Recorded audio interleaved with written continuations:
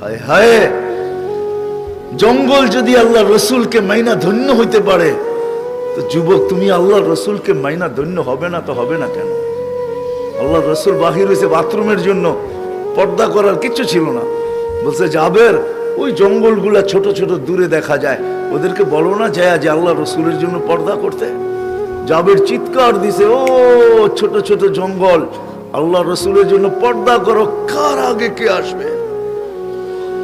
মানুষের চেয়ে দ্রুত গতিতে উঠা ছুটা এসব গোল হয়ে দাঁড়ায় পর্দা করছে। আল্লাহ রসুল বাহির হয়ে আসছে, বলছে জাবের নিজ নিজ জায়গায় যেতে যাও, চলে যেতে বলো। জাবের রাদিয়াল্লাহু তাআলা চিৎকার দিতেছে আর দৌড়াইতেছে। সবাই বলতেছে দৌড়াও কেন? চুপ, পরে বলবো। যা বলছে চলে যাও তোমাদের জায়গায়। সবাই মানুষের মতো ছুটে যায়, নিজের জায়গায় বসা গেছে। জাবের জানি কি দেখা ফিরে আসছে। বলছে জাবের কি দেখলা? বলে আমি দেখতে চাইছিলাম ওইখানে আছে কি, ওয়াল্লাহি মা ওয়াজাদতু ইল্লা রায়হা, সুঘ্রাণ ছাড়া কিচ্ছু ছিল না। হায় হায় হায় হায় হায় হায়, এগুলো কোনো কাহিনী না। মজা মরা খেজুর গাছ, চারজন ক্ষুধার্ত, 4 জনই কাতর। নিজেরটা তো মাইনা নিতে পারতেন, কিন্তু আবু বকর, ওমর ও আলী ক্ষুধার্ত, মাইনা নাই কি করা।